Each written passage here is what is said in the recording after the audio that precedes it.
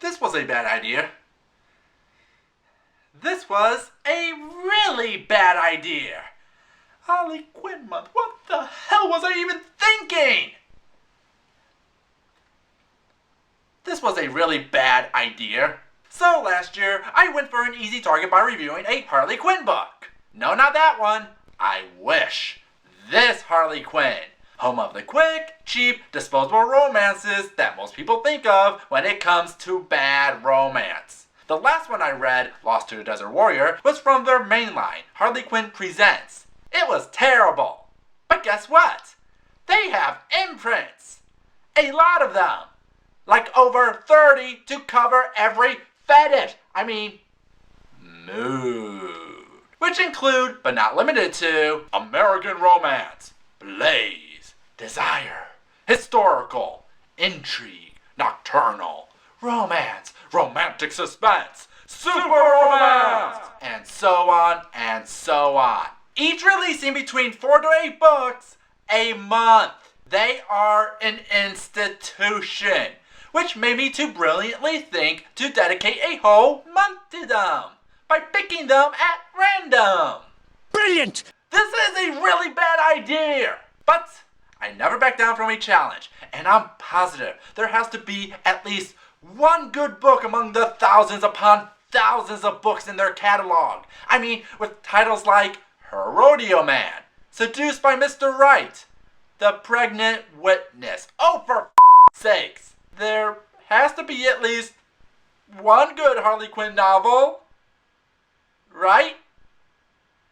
Right? Ladies and gentlemen, boys and girls, people of all ages, my name is David Popovich, aka the Bookworm, and welcome to Bookworm Reviews. Sit back and relax as we dive into From the Historical Line, where love is timeless. The Rake and the Heiress by Margaret K. Rake? Someone roll 34 a creepypasta?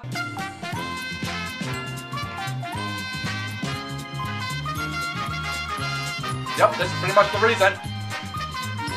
面白くない世の中面白くすればいいさ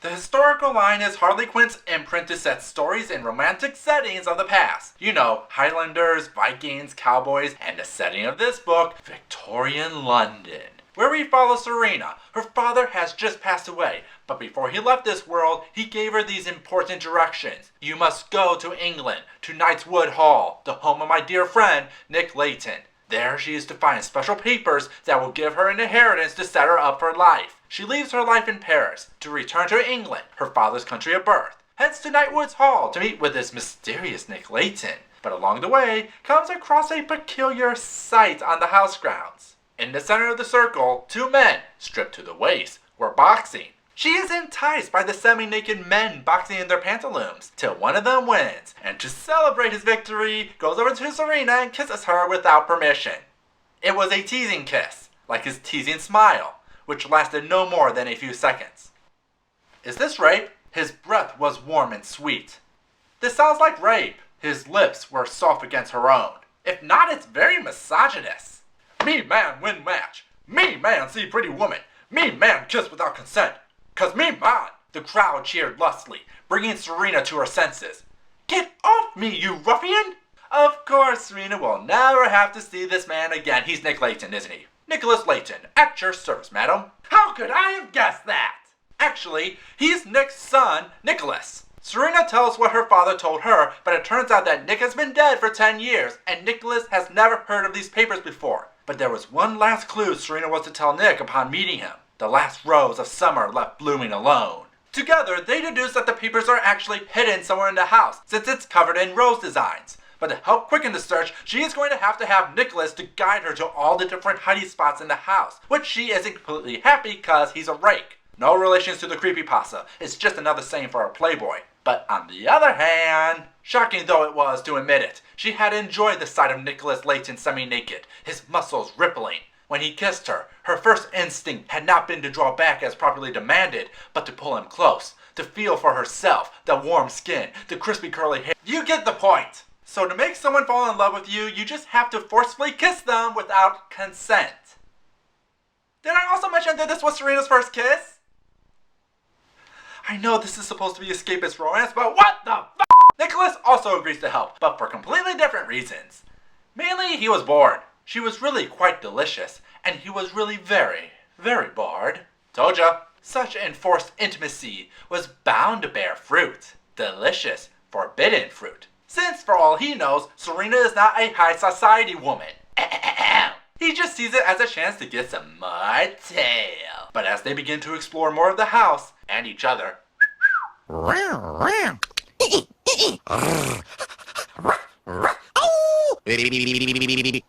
these unlikely people maybe, just maybe, will fall in love. Alright, question. Is this better than Lost to the Desert Warrior? Yes. Most of that comes from the framing. Desert Warrior's framing was offsetting the romance. While the two were trying to figure out their love, there was the lost sister in the desert and the whole land being ruled by an evil ruler going on. Priorities were not that book's strong suit. Here, the framing works better to develop a romance. The conflict mainly resides within the two main leads and their families, which gives it a better grounding to develop a romance. But better does not mean good. Like before, this book also has issues of being completely boring. The book is 280 pages long, yet it felt like it would take forever to get through a single chapter. It does its best to fill those pages by giving Nicholas his own plot about his own inheritance. In less than 3 months, Nicholas would be 30. If they could not find a way to break the will before that date, his fortune would go to his cousin Jasper, unless Nicholas took Francis's advice and married. His father wants his son to get married because his Rake lifestyle is going to ruin him. He needs to find his true love. But the problem for Nicholas about that is, not even in his salad days had Nicholas come close to being in love. Finding that passion faded all too quickly once sated. Of course this Serena girl can't possibly be the one he's looking for. She's a commoner, a little fiery, but they can't possibly. His tongue touched hers, or hers touched his, and everything changed. He pulled her so close that even through their clothing, there was no mistaking his arousal. Seriously, romance novels, say it with me. Penis and vagina. They are not dirty words.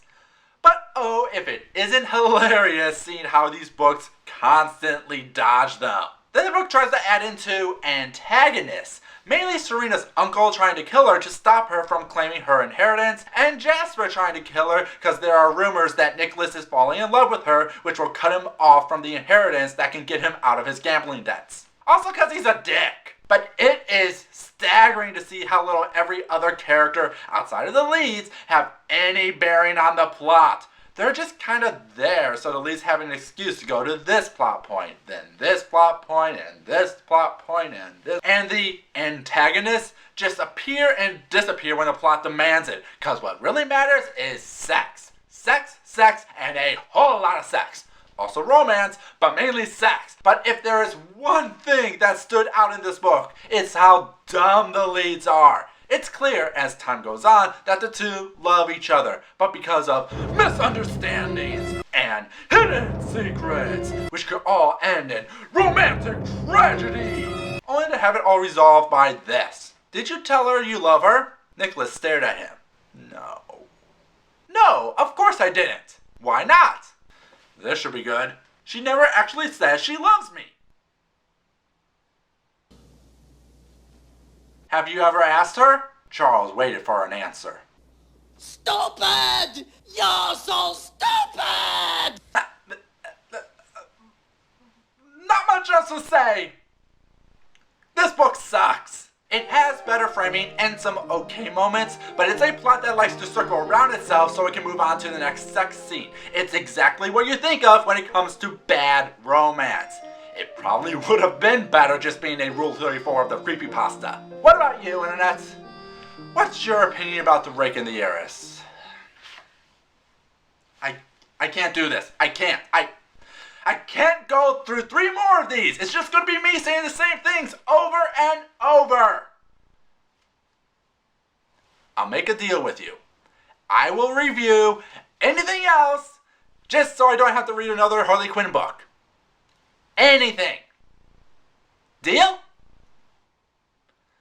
Alright. Hit me with your best shot. What you got?